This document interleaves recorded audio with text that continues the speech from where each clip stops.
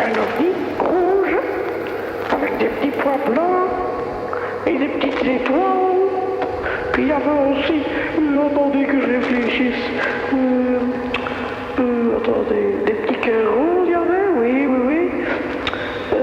Qu'est-ce qu'il y avait encore donc des petits phares en forme d'étoiles, oui, oui, je vous assure, monsieur, oui, oui. Et quoi encore attendez, qu'est-ce qu'il pourrait bien y avoir sur un ovni? Ah oui, un cornet de glace au bout de l'ovni, de la soucoupe, enfin, vous comprenez. Bonjour, je suis monsieur Wilfried Martins. J'ai vu un ovni. Oui, je suis Wilfried Martins.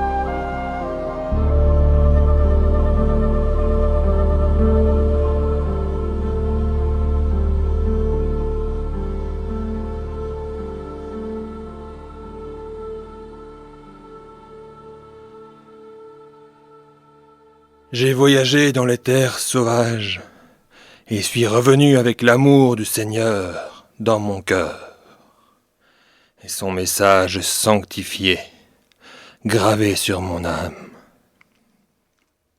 Le mal existe, frères et sœurs. C'est écrit dans le saint ouvrage avec du sang, extrait des veines de Lucifer. Vous ne pouvez y échapper. Vous ne pouvez vous en cacher. Vous ne pouvez le nier. Cela fait partie de ce que nous sommes, de ce que je suis, de ce que vous êtes. Le mal en vous est la racine de vos péchés. Et vous avez commis de graves péchés. Tu as couché avec la sœur de ta femme. Tu as volé dans le trésor de ton Seigneur. Tu as trompé des amis de longue date en affaires. Tu as menti à ton père et ta mère. Tu as désiré un homme. Et moi, j'ai commis le meurtre. Dans mon cœur, j'ai tué des hommes encore et encore, désirant leur mort avec de lourds supplices, chargés de malice et de rancœur. Je suis un homme maléfique. Je suis un homme pécheur. Je suis un homme. Mais nous pouvons être sauvés, frères et sœurs. Oui, nous le pouvons. Non pas par la prière, non pas par des études de la Bible, mais par le sang et le feu. Le sang de la rédemption et le feu de la résurrection. Car seulement en traversant la mort et la résurrection, l'homme mortel peut être sauvé. Justin, l'homme, est mort dans les terres sauvages pour que Justin, messager de Dieu, puisse être revenu à la vie ce jour. Et ainsi revenu, nous nous battrons avec le glaive puissant de notre Seigneur dans la sainte bataille. Et nous truciderons tous ceux qui s'adresseront contre nous jusque dans les flammes de l'enfer. Amen.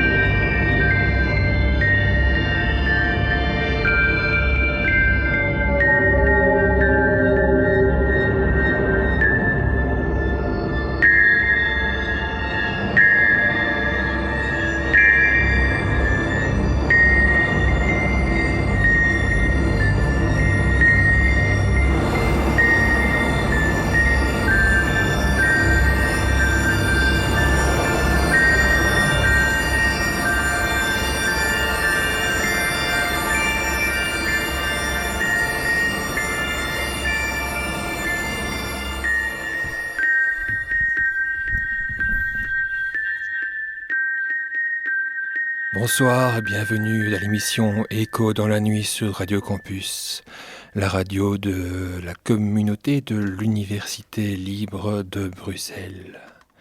Benoît Muche au micro pour un nouvel épisode de littérature et de déclamation. J'ai introduit cet épisode avec un texte de mon examen de déclamation à l'Académie, un extrait de la série Carnival, et en l'occurrence le personnage Justin. Entouré de l'intermède musical Message in a Bottle de l'album de mon projet Drunken and Eerie, intitulé Three Goats on a Peak. Je vais poursuivre cette émission avec un extrait de Regain, le dernier volet de la trilogie de Pan, écrit par Jean Giono en 1930.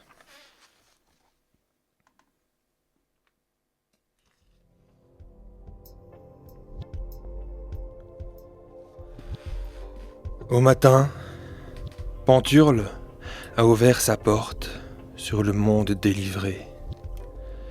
C'est la vie. C'est la belle vie avec des gestes et des courses. Tout le bois, les bras en l'air, danse sur la place. Une grande danse énervée. De larges navires d'ombre naviguent sur les collines.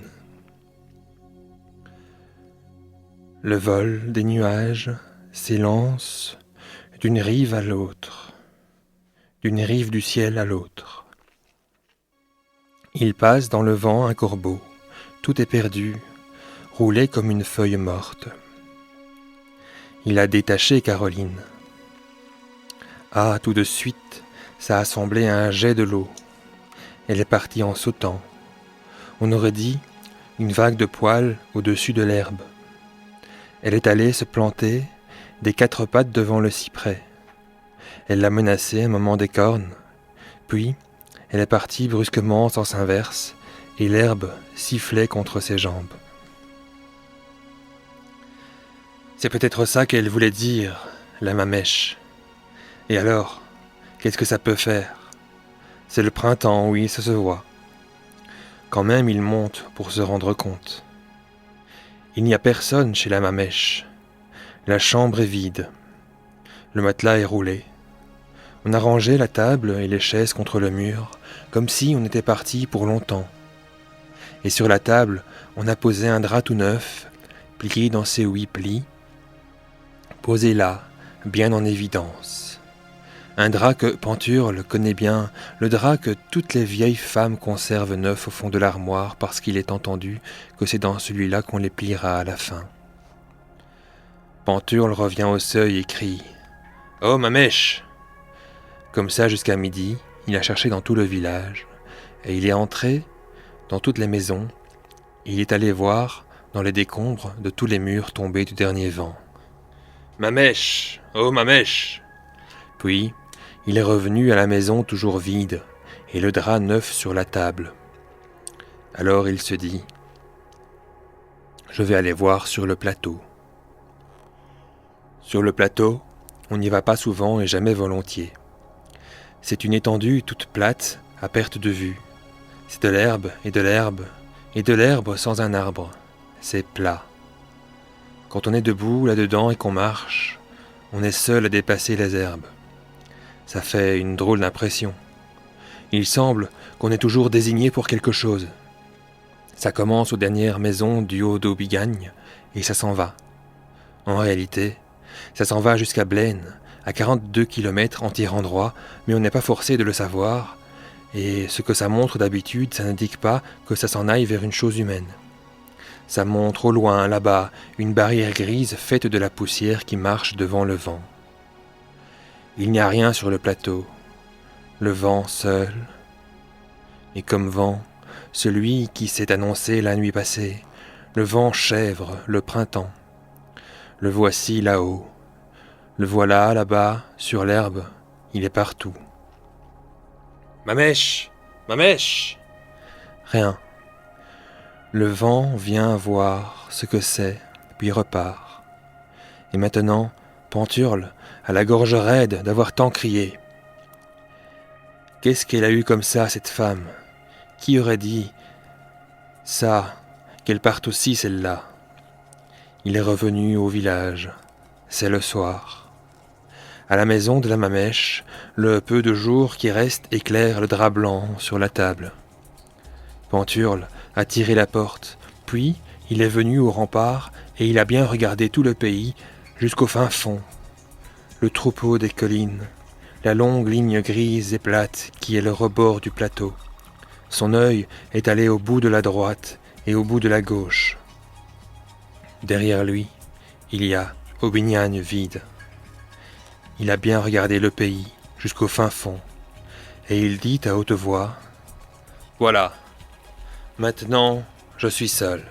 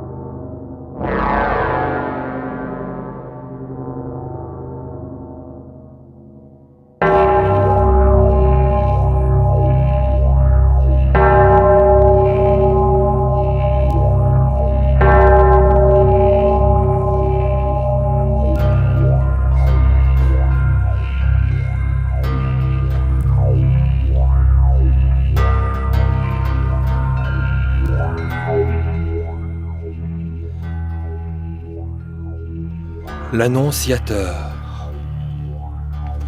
Nouvelle extraite de Contes cruels par Villiers de l'Isle-Adam. Dédicacé à Monsieur le Marquis de Salisbury.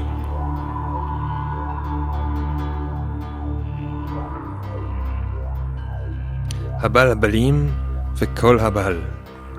Shelomo Kohelet.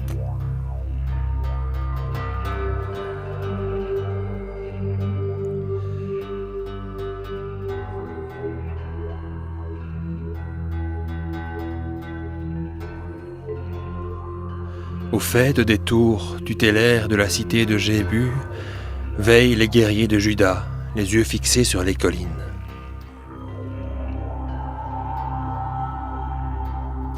Au pied des remparts, s'étendent intérieurement les constructions asmonéennes, les grottes royales, les vignobles encombrés de ruches, les tertres de supplices, le faubourg des nécromants, les avenues montueuses conduisant à Air David.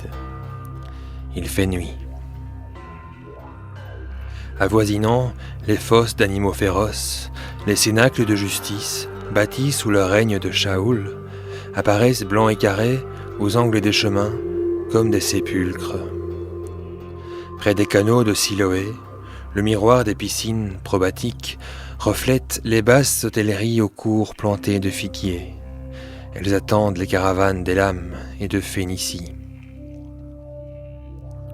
Vers l'Orient, sous les allées de sycomores, sont les demeures des princes de Judée.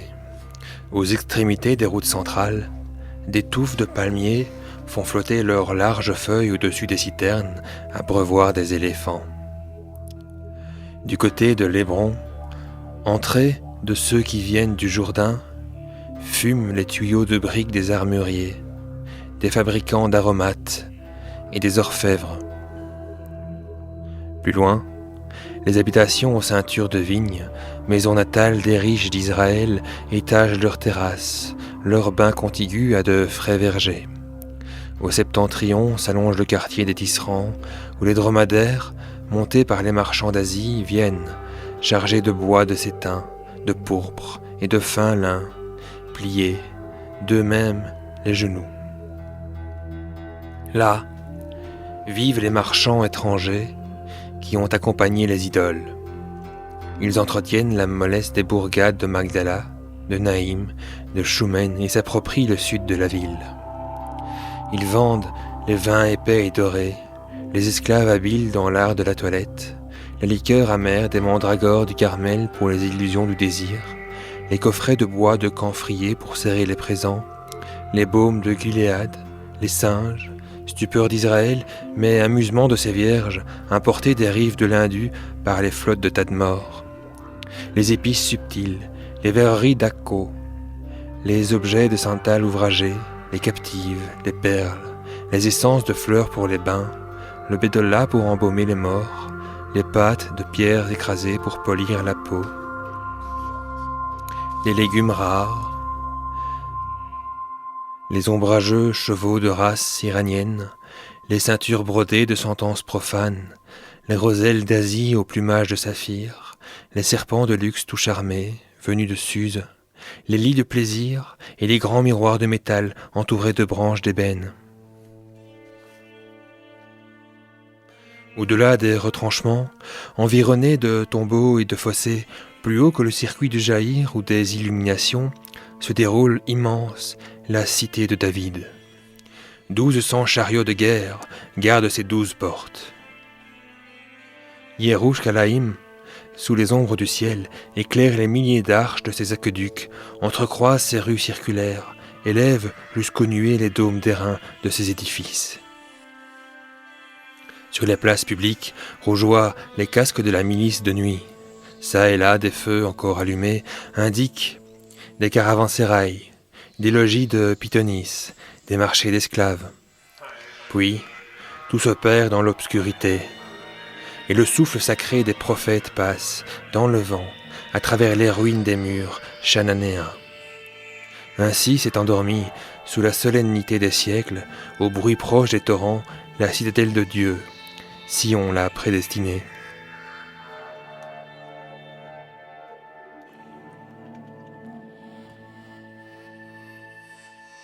À l'horizon, sur les hauteurs de Milo, tout enveloppé d'une brume lumineuse, un étrange palais superpose ses jardins suspendus, ses galeries, ses chambres sacerdotales aux solivages de bois précieux, ses pavillons entourés d'oliviers, ses haras de basalte aux terrains sillonneux pour l'élève des étalons de guerre, ses tours aux coupoles de cuivre. Il se dresse confusément au-dessus des vallons de Bethsaïde, sous le silence étoilé. Là, c'est un soir de fête. Les esclaves d'Éthiopie, sveltes dans leurs tuniques d'argent, balancent des encensoirs sur les marches de marbre qui conduisent des jardins d'Étham au sommet de l'enceinte. Les eunuques portent des amphores et des roses. Les muets, à travers les arbres, avivent des charbons enflammés pour les autels de parfum. Contre les cintres des vestibules, des nains safranés, les gammadim, flottant dans leurs robes jaunes, soulèvent par instants les tentures antiques. Alors, les 300 boucliers d'or, cloués au cèdre entre les haches madianites, réfléchissent les feux brusques des lampes apparues, les merveilles, les clartés. Sur les esplanades, aux abords des portiques, des cavaliers aux lances de feu, guerriers nomades des plages de la mer morte, contiennent leurs lourds coursiers comoréens aux harnais de pierres précieuses qui se cabrent puissamment dans les étincelles. Au-dessus d'eux, à hauteur des feuillages extérieurs, la mystérieuse salle des enchantements, œuvre des Chaldéens, la salle où 1000 statues de jaspe font brûler une forêt de torches d'aloès, la haute salle des festins, aux colonnades mystiques exposées à tous les vents de l'espace, prolonge au milieu du ciel le vertige de ses profondeurs triangulaires. Les deux côtés de l'angle initial s'ouvrent, en face du Moria, sur la ville ensevelie dans l'ombre du temple, tiare lumineuse de Sion.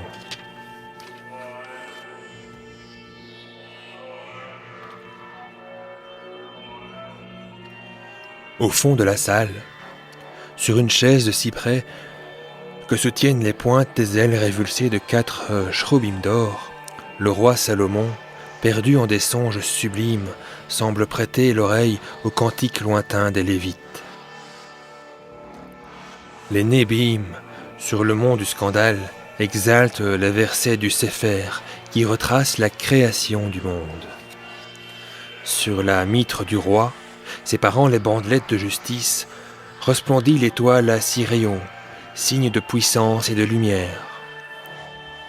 L'ecclésiaste, sur sa tunique de byssus, porte le rational, parce qu'il peut offrir l'holocauste expiatoire, l'éphod, parce qu'il est le pontife, et sur ses pieds pacifiques se croise le lacis de bronze des sandales de bataille, parce qu'il est le guerrier.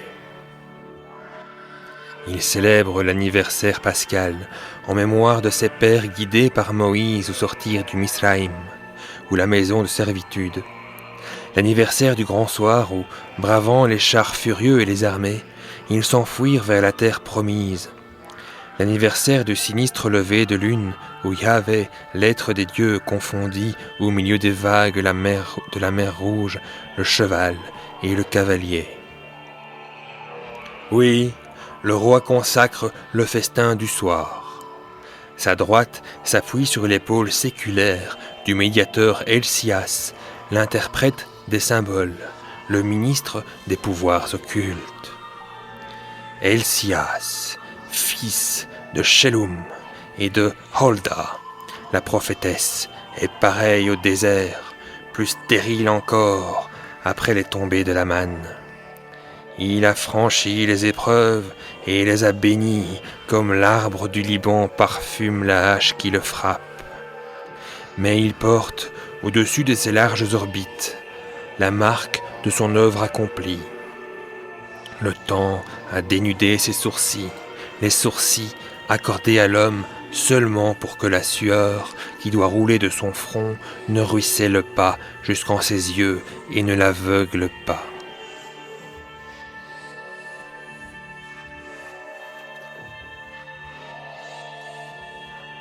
L'eau lustrale tombe, resplendissante, dans les bassins d'or. Les captives royales, chargées d'anneaux et de bracelets d'ambre, et les sarrasses, princesses de parfum, agenouillées au milieu des coussins, font brûler, avec des gestes sabbatiques, les poudres de myrrhe et de santal rouge, les aromates arabes, les grains d'encens mâle, sur les casselottes émaillées de pierre de Tarsis. Aux deux côtés du trône, les sars d'armée, songeant toujours à la gloire de David, regardent par instants luire autour d'eux les Héreb des anciens d'Israël, qui, à travers les batailles, supportaient l'arche de Sébaoth, la barque d'alliance, où s'entrecroisent les deux stèles de la loi sous le rouleau de la Torah, écrit de la main même de Bar Yokabed, le Moshe sublime, le libérateur. Autour de l'estrade, les nègres, vêtus d'écarlate, font osciller des flabelles d'autruche, incrustées par des sardoines aux tiges de longs roseaux d'or. Ils invoquent tout bas leur dieu Baal-Zéboub, le seigneur des mouches. Sur les degrés, des lynx féroces, bondissant dans leurs chaînes, veillent sur le lourd trépied d'onyx, œuvre d'Anoniram et de ses ciseleurs, où repose le spectre d'Orient.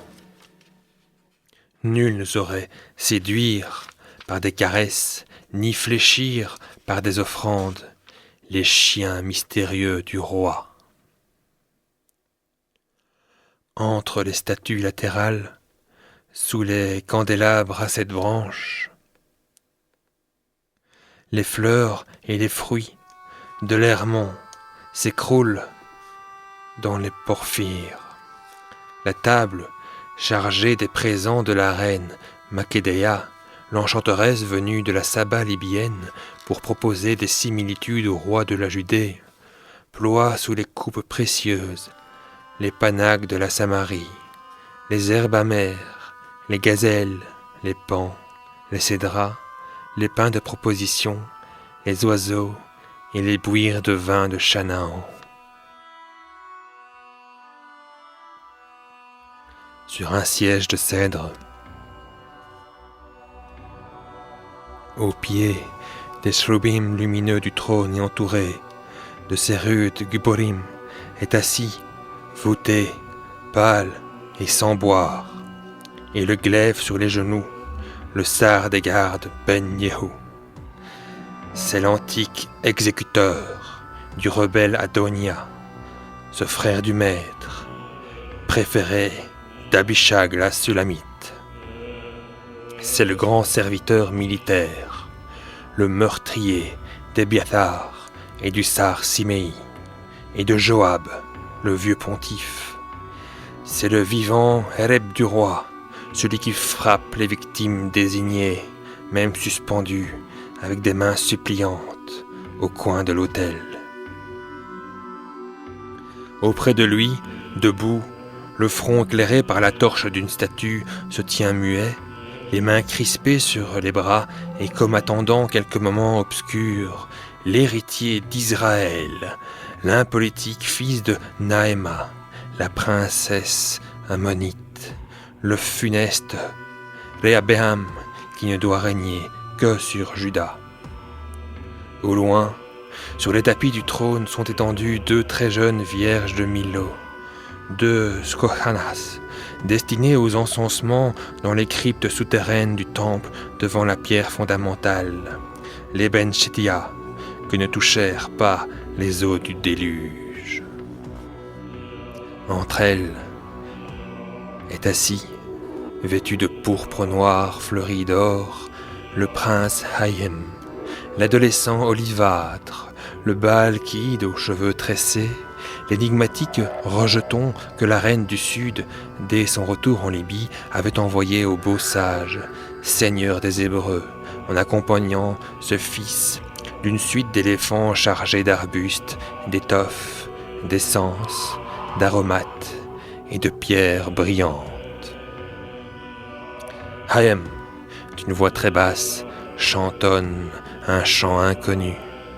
Et quand les syllabes découvrent, entre ses rouges lèvres, ses dents, celles-ci sont toutes pareilles à celles de la pâle épousée du Sir Hasirim, blanches comme des brebis sortant du bain. Autour de la table se tient debout, mangeant comme les pèlerins, l'assemblée étincelante des Sophétim, patriarches de la sagesse.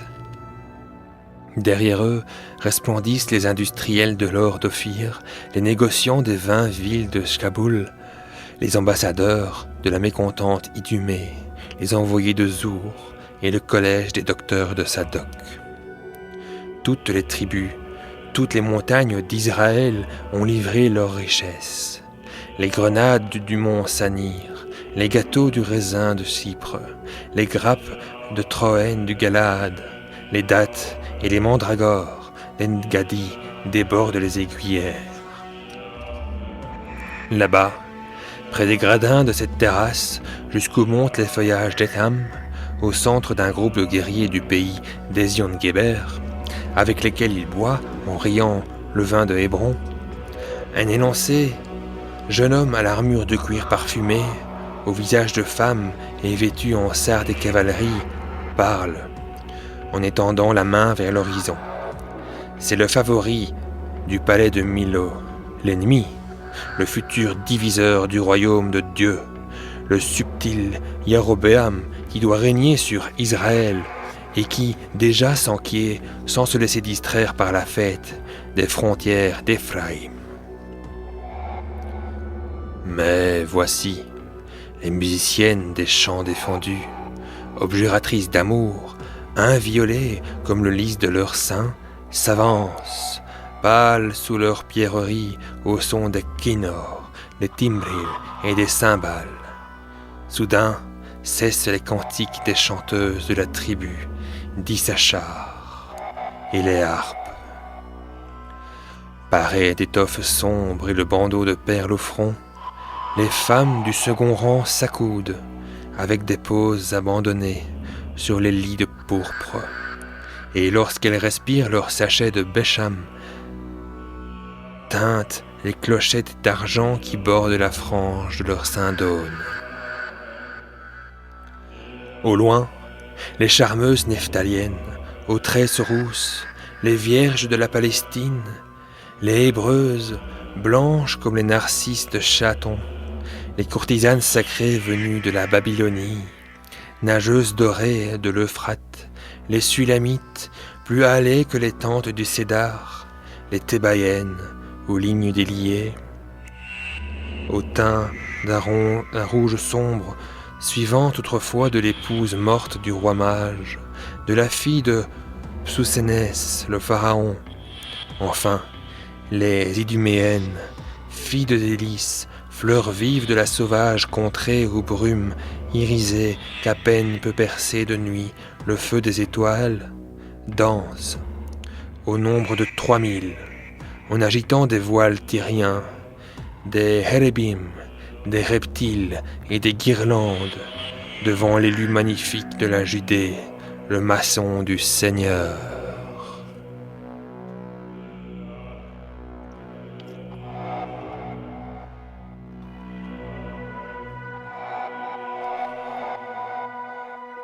Mais le troisième côté de la salle donne sur la nuit. Il plonge dans l'obscurité ces esplanades désertes au-dessus des régions de Josaphat. Et voici que l'épaule du médiateur a tressailli sous la main du roi, car les ombres de la plateforme solitaire deviennent, d'instant en instant, plus solennelles. Elles s'épaississent et s'émeuvent comme sous l'action d'un soudain prodige. À l'aspect des tourbillons précurseurs, des épouvantements, le grand ministre détourne sa face de marbre vers les femmes terrifiées et vers les guerriers pâles.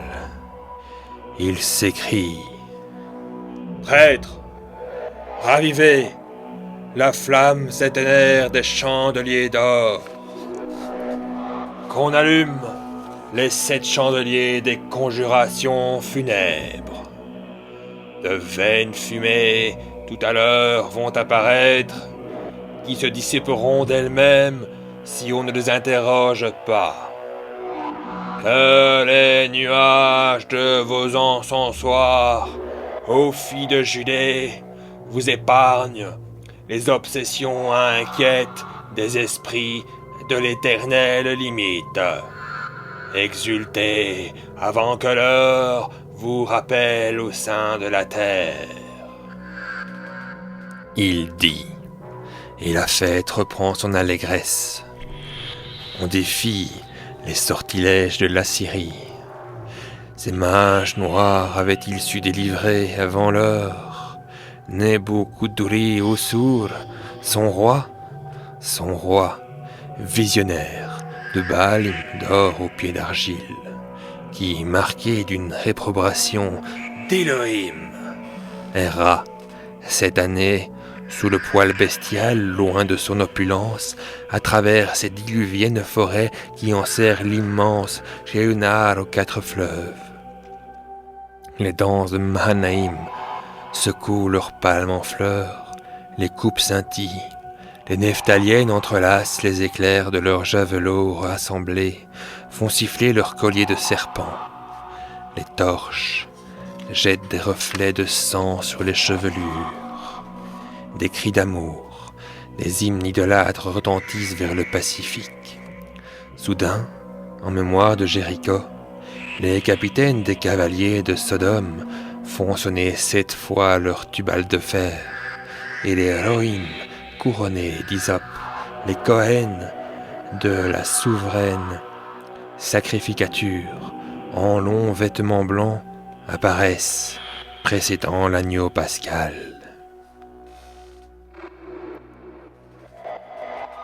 Alors, le feu de l'ivresse envahit la multitude étincelante.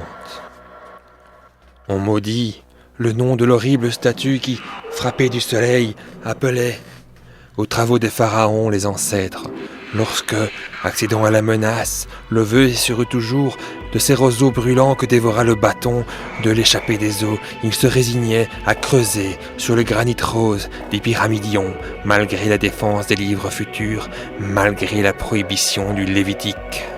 Les simulacres des ibis, des criosphinx, des phoenix et des licornes, être en horreur au sein des saints ou en durs hiéroglyphes, les hauts faits, nombreux comme le sable, évanouis comme lui, et les noms d'abomination de cette dynastie oubliée, fille de Ménès le ténébreux.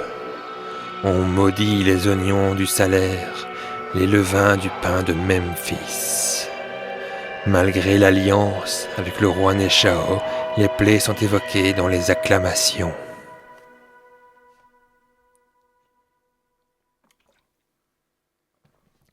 On heurte les cymbales sacrées, prises au trésor du temple, les cymbales de triomphe que portait la vieille sœur d'Aaron, lorsque, sous ses cheveux gris, elle dansait, ivre de la colère de Dieu, devant l'armée, sur les rivages de la mer. Des poignées de roses sont lancées par les gamaddim à la face des idoles abjurées. Les eunuques simulent des menaces dérisoires contre les Égyptiens. Un rugissement de délivrance et de joie, pareil au murmure lointain du tonnerre, passe dans les nuées, au-dessus de Yerushalayim.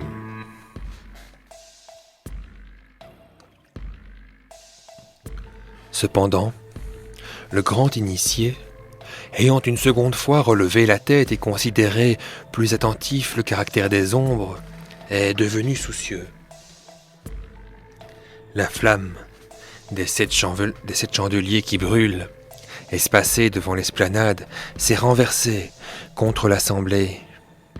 Les 7 langues de feu, recourbées en arrière sur leurs tiges d'or, palpitent, allongées et haletantes, avec un bruit de fléau. Les serpents des nephtaliennes se sont dénoués et se cachent dans les replis des chevelures. Les lynx, maintenant blottis autour du vieillard redouté, le regardent, inquiet et plein de grondements.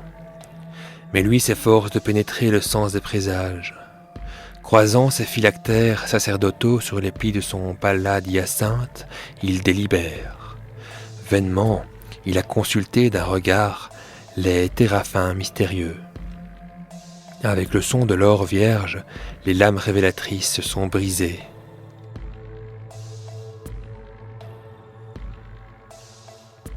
Sur l'épaule du médiateur est demeurée la main radieuse du roi.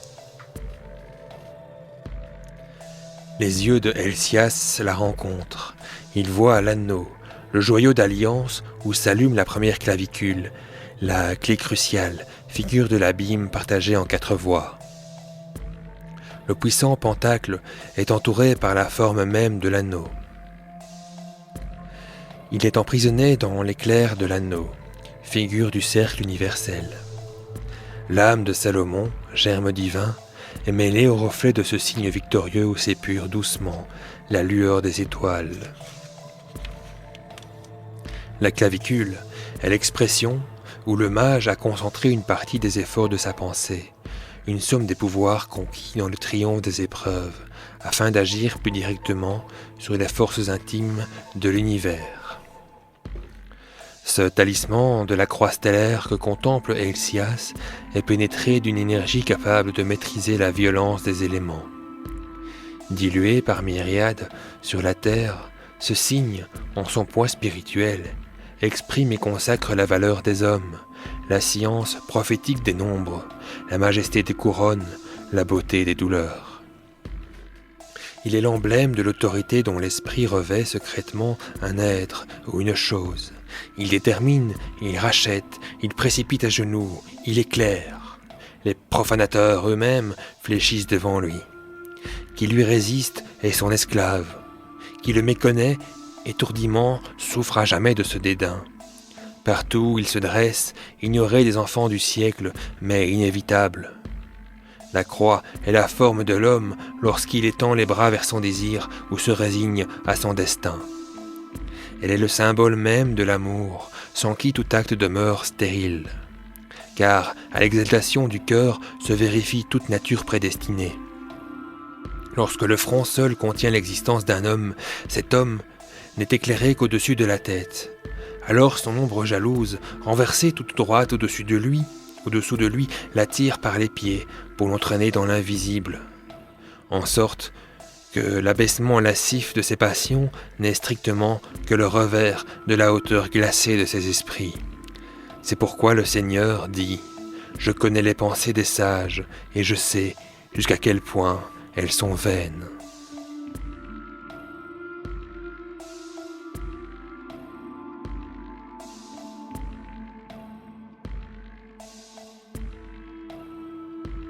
À peine le grand médiateur a-t-il considéré l'infaillible, le Célestano, qu'aussitôt en face de lui, les 7 flammes des chandeliers d'or se tendent et se prolongent, immobiles, pareilles à 7 épées brûlantes. Le conjurateur reconnaît enfin les concordances dénonciatrices d'un être du plus haut ciel. Son visage, plus impassible que celui des idoles, prend silencieusement la couleur des sépulcres. Il sent que le mandataire d'un ordre incommutable s'approche. Dans l'intérieur des airs, franchissant et refoulant les profondeurs. La tempête de son vol motive l'amoncellement des ombres. Une colonne s'écroule soudain près de l'esplanade. Le flamboiement d'une signature occulte sillonne les ruines. Helsias a recouvré l'intrépidité de son âme. Avec un frémissement de joie auguste, il a constaté le Salem de Dieu, le signe de Elohim, le pentacle de la mort. Celui qui vient, c'est Azraël. Et la multitude livide s'écrie dans la salle « Un éclair! La foudre vient de tomber sur la vallée! C'est un orage qui passe! » Les voix se sont tues sur le mont des offenses. C'est la 12e heure de la nuit. Un souffle très froid parcourt de toutes parts l'embrasement de la joie pascale. La foule veut se rapprocher des terrasses, le malaise devient supplice. L'aspect de la salle change avec la soudaineté des visions. Des flots vivants refluent vers le trône et des clameurs sans nombre en désordre. « Éveille-toi, fort d'Israël, pomme d'or, très élevée !» Et les épouses de la tribu de Ruben, les compagnes de Bath-Sheba, la royale mère, saisies de frayeur. « Roi, voici la lèpre qui vient du désert !» Et les femmes de la reine Naïma, les radieuses ammonites, ajoutent en dialecte jébuséen « Fils de l'amour, un signe de ta droite puissante vers la contrée du fléau !» Dès les premiers ordres d'Helcias. Yarobéam, bondissant sur l'un des chevaux du roi, s'est précipité à travers les dalles des terrasses et a disparu vers Ir-David. L'atmosphère semble chargée d'un poids très lourd. Elle cesse lentement d'être de celle que peut respirer l'humanité. Comme au soir du déluge, une pluie inconnue tombe au dehors en larges gouttes pressées. La nuit, cependant, reste claire, au-dessus des ombres, dans les cieux. Les médecins de la ville basse, qui sont demeurés assis avec des sourires, se dressent brusquement et, bégayant en mémoire du législateur, montrent, du bout de leur bâton d'olivier, les danseuses de Nephtali. Ce sont les violatrices des étrangers. Elles portent le ferment des contagions allumées par les anciens adultères. Ce sont ces femmes de qui proviennent les émanations mortelles. Consultez le livre des Sophétim. À la croix, ces lépreuses. Elles ont empoisonné les urnes du palais, les vieilles coupes de David.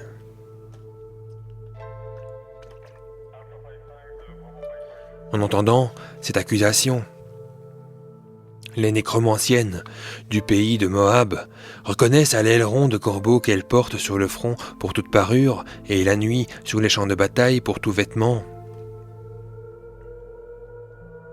Helcias, prononce-toi contre elle devant les grands d'Israël et que la progéniture de Khamos invoque son père. Mais le ministre regarde fixement les nuées au-dessus de Josaphat. Le prince Réhabéam, n'osant dire mon père au roi des mages, regarde aussi, mais avec un tremblement, l'effrayant aspect de l'espace. « Quel nouveau visage prend la nuit » s'écrie-t-il. Ceux de Lévi, les sectateurs de que faut-il faire, je le fais. Trébuchant de frayeur dans leur robe sacrée, s'efforcent de haranguer les convives. Des cris les interrompent. Ce sont les industriels de l'or d'Ophir, hommes pleins de ruse, forts au-dessus des superstitions, mais qui estiment la science du roi. « 100 talents à qui réveillera le maître !» Ils ne disent pas si les talents seront d'argent ou d'or, et l'argent, sous le règne de Salomon, est comme les pierres, sans aucune valeur. De toutes parts, ce sont des poitrines plus oppressées. Les pâles musiciennes de Sidon, présents du roi Hiram, s'embrassent dans l'ombre, avec de longs adieux. Elles se disent à l'oreille, sur un rythme monotone, leur chant de mort, où revient sans cesse le nom d'Astarté. Les sarrasses se tordent les bras, et contemplant l'ecclésiaste, « Rouvre les yeux, fils de David !» Il nous abandonne, il est perdu devant la face même d'Adonai, s'écrient les Amoréennes, plus amères que la mort. Et les sars d'armée. Yahvé cède à la prière indignée des nabis qui, perdus au fond des cavernes d'Idumée ou sur les monts, te menacent. Un ordre contre les vieux rebelles, Hélomo.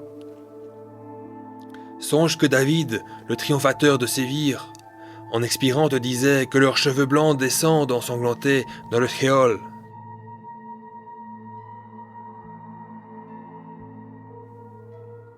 Et les négociants des 20 villes.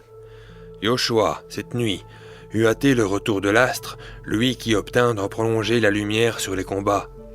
Il n'est plus le pasteur d'Israël. À ce nom, les capitaines des cavaliers de Sodome s'émeuvent en vociférations horribles. Ils se souviennent des victoires. Leur voix domine un instant toutes les rumeurs de la salle. C'était lui le précurseur qui marcha dans Chanaan, qui tua 32 rois, incendia 203 villes, et qui, à l'instigation de l'être des dieux, fit passer au fil de l'épée les femmes, les guerriers, les mulets, les vieillards, les ambassadeurs, les enfants et les otages.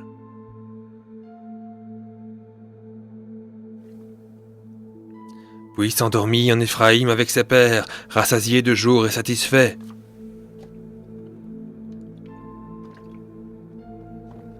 Un silence douloureux succède à ces lourdes clameurs militaires. L'on n'entend plus devant le trône que la paisible respiration du prince Hayem, qui s'est endormi sur des coussins, entre les Sochanas aussi ensommeillés, et qui, naïve, le front sur son sein, tiennent encore comme lui, des osselets d'ébène entre leurs doigts d'enfant surpris par le naturel repos. « Déchirons nos vêtements !» crient les Hébreux épouvantés. « De la cendre, esclaves !»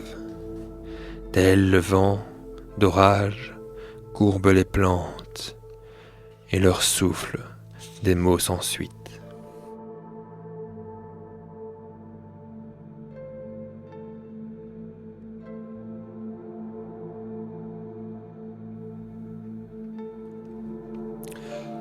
Mais le roi Salomon n'est essentiellement ni dans la salle, ni dans la Judée, ni dans les mondes sensibles, ni même dans le monde.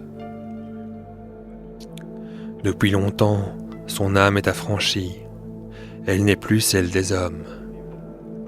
Elle habite des lieux inaccessibles, au-delà des sphères révélées. Vivre, mourir, ces paroles ne touchent plus son esprit, passé dans l'éternel. Le mage n'est que par accident où il paraît être. Il ne connaît plus les désirs, les terreurs, les plaisirs, les colères, les peines. Il voit, il pénètre, dispersé dans les formes infinies, lui seul est libre, parvenu à ce degré suprême d'impersonnalité qui l'identifie à ce qu'il contemple, il vibre et s'irradie en la totalité des choses. Salomon n'est plus dans l'univers que comme le jour est dans un édifice.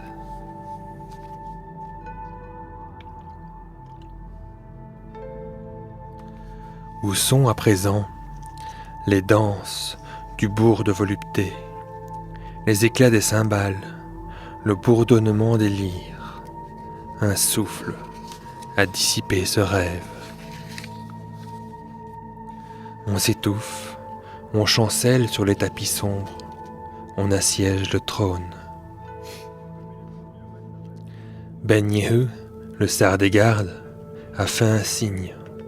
Ces Giborim vont tendre leurs lances d'airain contre la foule. Mais les lynx invulnérables grondent. Leurs 33 têtes forment une hydre pareille à la queue d'un paon qui se déploie. On recule. La frayeur distend toutes les prunelles. Aveuglés par l'ivresse des consternations subites, les convives ne se sont pas aperçus de ce qui se passe autour d'eux. Pourtant sur eux pèse une influence souveraine. Insensiblement, les torches ont pâli. Les glaives ont perdu leur reflet. Les parfums des encensoirs sont devenus amers. L'eau du temps mortel a cessé de couler des horloges. Les rumeurs ne trouvent plus dans l'air ni vibration ni écho. Voici, des chuchotements par milliers, cependant très distincts, se répondent. La foule hurlante semble parler à voix basse. Une intensité croissante d'obscurité a suffoqué les lampes, les torches, les lumières. On se heurte dans des vagues de brouillard. Le palais de Salomon, depuis la base jusqu'au faîte, semble enveloppé de cette brume qui, au pied du crayeux Nebo, couvre la mer morte. Et les formes humaines s'effacent sous les statues.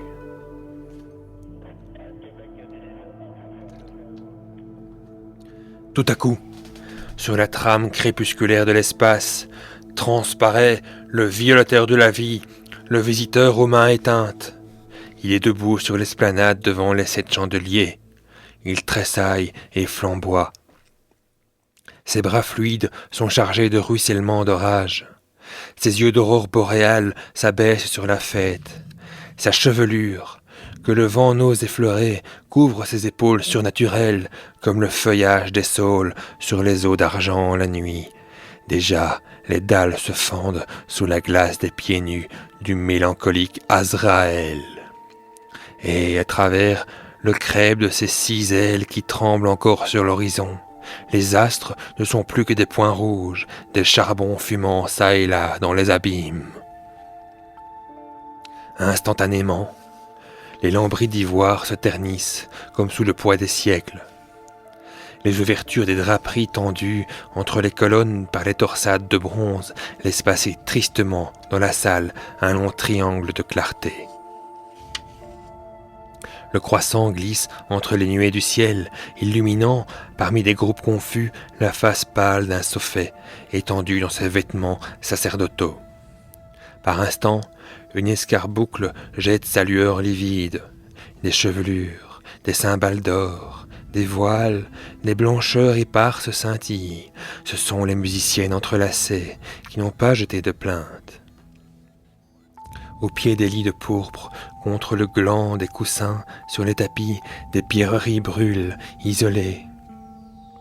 Et là-bas, perdu sous les profondeurs des colonnades, un lynx, ayant au cou le tronçon de sa chaîne, hurle, vacillant, sur les épaules d'une statue. Il tombe. Sa chute résonne un moment, puis s'étouffe.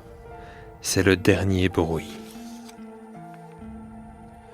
Tous ensevelis dans la solennité des noirs silences, dans le sommeil sans rêve. Sous l'ombre d'Azraël, la salle est devenue immémoriale.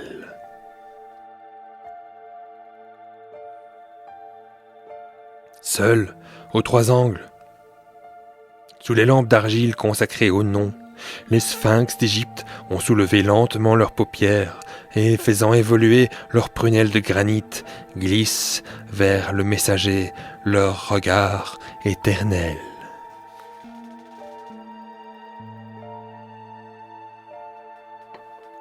Ainsi qu'un foudre radieux qui a traversé des torrents de vapeur fumante, ce soir, moulant sur l'épaisseur de nos airs mortels sa forme nébuleuse, le fatal Chérub est là, debout sur cette terrasse du palais de Salomon.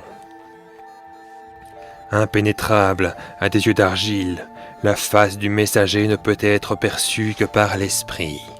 Les créatures éprouvent seulement les influences qui sont inhérentes à l'entité archangélique. Aucun espace ne pourrait contenir un seul de ces esprits que proféra l'irrévélé en deçà des temps et des jours.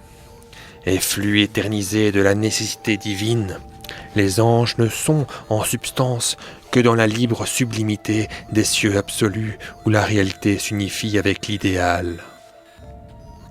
Ce sont des pensées de Dieu, discontinuées en être distincts par l'effectualité de la toute-puissance. Réflexe, ils ne s'extériorisent que dans l'extase qu'ils suscitent et qui fait partie d'eux-mêmes. Cependant, de même qu'en un miroir d'airain posé à terre se reproduisent en leur illusion les profondes solitudes de la nuit et ses mondes d'étoiles, ainsi les anges, à travers les voiles translucides de la vision, peuvent impressionner les prunelles des prédestinés, des saints, des mages. C'est la terre seule, brouillard oublié, qui ne distingue plus ces prunelles élues. Elle ne répercute que l'infinie clarté. C'est pourquoi, dans son regard sacré, le roi Salomon a le pouvoir de réfléchir la face même d'Azraël.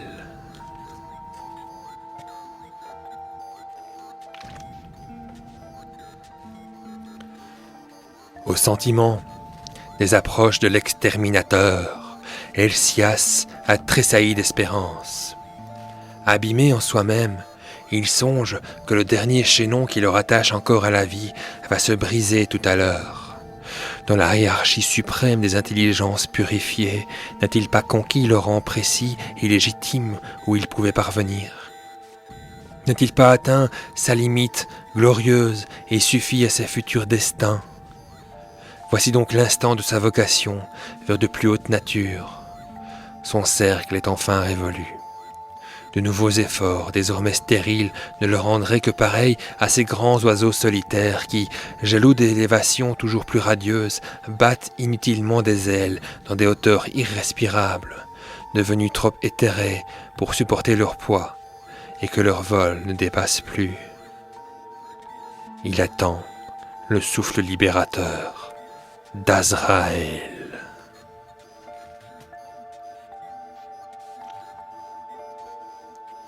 Il attend. Tout lui prouve la visitation de Dieu. Il a souffert pieusement les dernières minutes d'angoisse bénie qui précèdent le salut. Il va donc recevoir le prix de ses épreuves. Il goûte déjà sans doute les joies suprêmes de l'élection. L'espérance de l'évasion prochaine le transfigure à tel point que le long éclair de ses prunelles, traversant la profondeur des ombres, sous les voûtes, suspend un instant le sommeil funèbre de la foule. Ça et là, dans la brume, des yeux presque ressuscités le contemplent avec une religieuse épouvante. Une seconde encore et le terme sera franchi de toute servitude. Mais comment se fait-il que, la seconde étant passée, il n'ait pu s'évanouir en la vision divine ? D'où vient que, à peine ranimée, la foule de ces êtres muets défaille de nouveau et s'assombrisse et s'immobilise et se confondent avec la nuit ? C'est que le vieil initié a perdu tout à coup la splendeur de sa sérénité. Il s'émeut en effet, et l'étrange indécision de son regard dénonce le vertige de ses sensations. Ah, c'est qu'il se sent toujours palpiter dans les entraves de la vie, c'est que le divin anéantissement ne s'est pas accompli. Déjà, les doutes l'assaillent. Déjà, pareil à la fumée d'une torche, les hordes inquiètes des Samaëls, qui importunent les accesseurs du parvis occulte, s'émeuvent, tentateurs aux suggestions désolatrices autour de lui, son front sans ténèbres frôlé de leurs ailes mortes. Il se ressouvient, en un désespoir jaloux, que des éternités le séparent de cet état de pureté sublime où, dès ce monde et à travers toutes les joies, est parvenu Salomon. Le sentiment de cette différence entre sa consécration et celle du royal inspiré suscite en lui des terreurs nouvelles dont l'intensité s'augmente à chaque battement de ses tempes glacées. Comment l'horreur de ces instants lui est-elle infligée s'il a mérité la lumière ? Il subit un intervalle inconnu.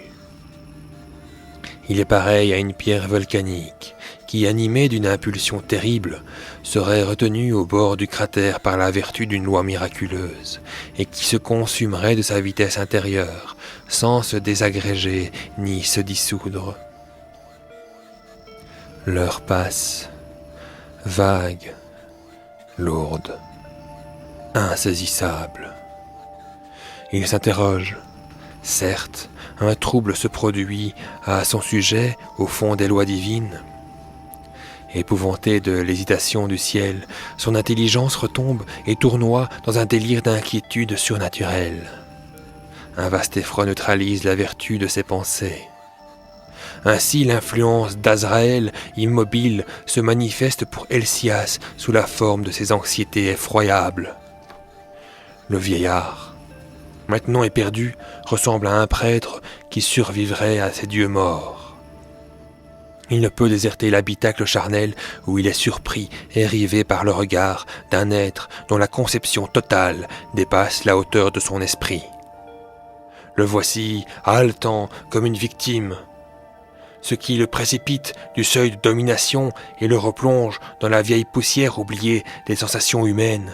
Ce n'est pas la présence de l'exterminateur même, c'est l'impénétrable inaction, en son attribut essentiel, d'un être de cette origine. Inconscient de ses actes, il agite autour de lui le faisceau redoutable des conjurations, oubliant leur vanité devant ce messager. Mais sa voix n'est déjà plus celle qui obtient toujours sans jamais prier. Ses obsécrations, refoulées par les 7 flammes de l'esplanade, retombent autour de lui, peuplant l'air, tristement, de larves et de fantômes. Son aspect actuel annonce qu'il est né en des âges plus anciens que l'heure de sa naissance terrestre. Il ramène sur son front un pan du manteau du roi d'Israël et, abandonnant sa volonté au sombre destin, « Elle, invoque-t-il, si la foudre, en frappant tes yeux, n'y devient qu'une lueur de plus, soulève de tes doigts impérissables les paupières du roi. »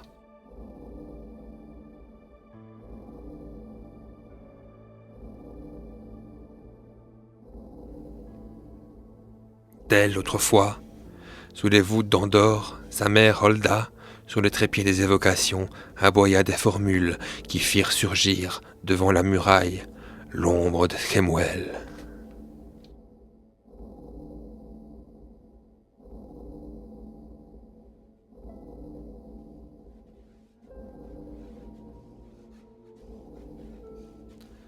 Cependant, Salomon, ayant enfin relevé ses longues paupières, considérait en silence le génie des vallées futures.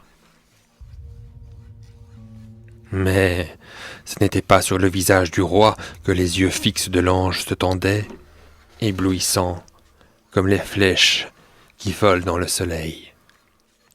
L'envoyé regardait Helcias avec l'anxieux frémissement d'une surprise mystérieuse. Il semblait que le Misaël, hésitant à se rapprocher du vieillard, médita, pour la première fois depuis les temps, sur l'ordre qu'on lui avait donné. C'est pourquoi le front du roi divin se couvrit de nuages au-dessus du vieil initié, ainsi que 1000 années plus tard, et à cette heure même, l'étoile d'Éphrata sur la Judée sanglante, le soir des innocents. Sans force, même pour se prosterner, et perdu sous le regard invisiblement torride qui brûlait sa vie sans délier son âme, le grand médiateur s'écria « Postérité de David, cache-moi de ces 2 yeux !» Et comme le silence du maître des prodiges pouvait signifier « Où l'homme peut-il fuir la présence d'Azraël ?» Helcias, rassemblant ses plus anciens souvenirs, tendit les mains vers le roi et murmura, suppliant « Il est dans les bois vastes et sombres, au bord de l'Euphrate, une clairière dévastée où, pendant la première nuit du monde, se recueillit le serpent. » Le roi, devinant l'obscure pensée du vieillard, lui toucha le front de son anneau constellé. « Va !» dit-il. Helcias disparut dans une fulguration. Alors, Salomon descendit de son trône et marcha vers Azraël. Et sa tunique de pierreries traînait sur le pelage bigarré des lynx assoupis, sur les glaives sans rayons des guerriers étendus. À travers les groupes des blanches épouses autrefois et des négresses habiles dans la science des prestiges, écrasant les guirlandes flétries sous les flammes des torches que soutenaient à peine les bras affaissés des statues, il s'avançait dans la salle démesurée où semblait maintenant sommeiller de souvenirs des siècles passés. Et la haute statue du roi prophète, l'époux du cantique des cantiques, apparaissait, éblouissante et bleuâtre, au milieu des senteurs amères qui fumaient autour des encensoirs. Lorsque le roi fut enfin arrivé aux limites de la salle, il entra sur le parvis solitaire où rayonnait, ayant le sourire des enfants, le chéroupe taciturne. Le roi vint s'accouder en sa tristesse sur les ruines de la colonne brisée par la foudre. Il contempla longuement Azraël. Au-dessous des deux présences, le vent accourut en toute hâte des mers et des montagnes, entre-heurtait convulsivement les rameaux fatidiques du jardin des oliviers. Et Salomon: « Ineffable Azraël, mes yeux sont fatigués des univers, mon âme a soif de l'ombre de tes ailes. » La voix de l'archange morose, 1000 fois plus mélodieuse que celle des vierges du ciel, vibra dans l'esprit de Salomon. « Au nom de celui qui fut engendré avant la lumière et sera les prémices de ceux qui dorment, ressaisis ton âme. L'heure de Dieu n'est pas venue pour toi. »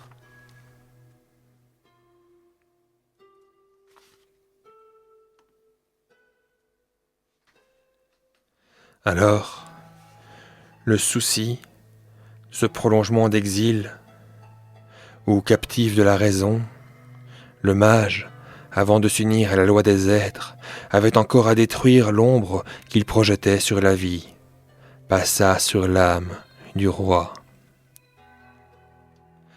L'étoile des bergers, à travers les cheveux de l'ecclésiaste, scintillait dans l'infini. Silencieux, il abaissa ses regards vers les collines de la fille de Sion, endormie à ses pieds. « Quel souffle amer t'a donc porté vers nous ?» dit le prédestiné.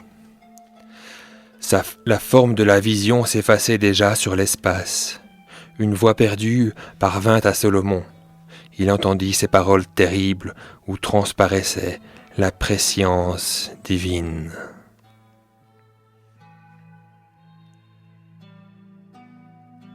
Ô roi, chantait au fond des nuits le mélancolique Azraël.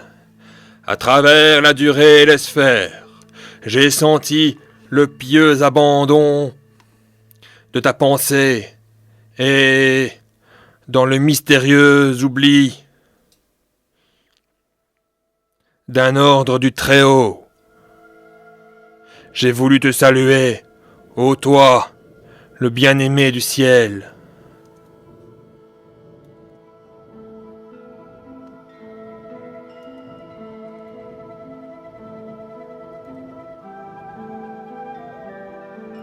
Mais sous ta main pacifique s'abritait encore l'ancien confident de ton œuvre de lumière, Helcias, l'intercesseur. Je connus alors l'inattendu.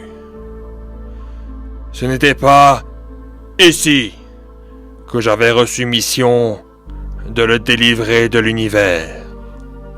Et je compris que le Tout-Puissant m'avertissait de me ressouvenir, par la grâce de ce premier étonnement, d'aller, enfin, selon l'ordre déjà prescrit, selon l'ordre dont ma visitation sainte avait différé l'accomplissement. Appeler cet homme par son nom véritable. En ces bois vastes et sombres, au bord de l'Euphrate, en cette clairière dévastée, où, pendant la première nuit du monde, se cacha le serpent.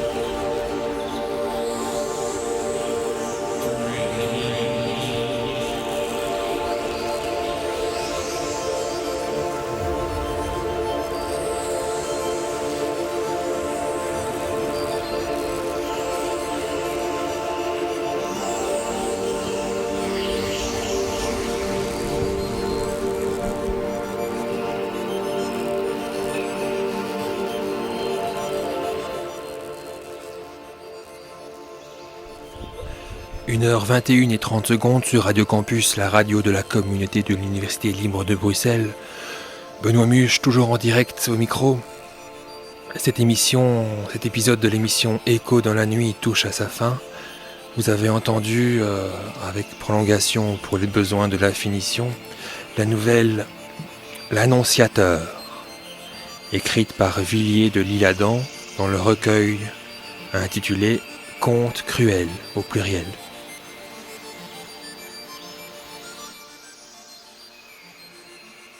Si cette émission vous plaît, vous pouvez rester en contact avec moi sur la page Facebook de l'émission à l'adresse facebook.com/écho dans la nuit, écho au pluriel, ou vous tapez tout simplement dans le champ de recherche de Facebook, écho avec S, dans la nuit.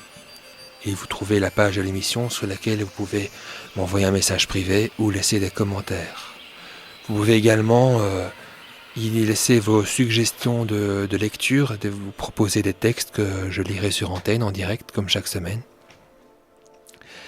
avec le lien. Et si vous n'avez qu'une version papier, vous pouvez me la faire parvenir en envoyant votre colis à l'adresse de Radio Campus, avenue Paul Léger à 1050 Bruxelles.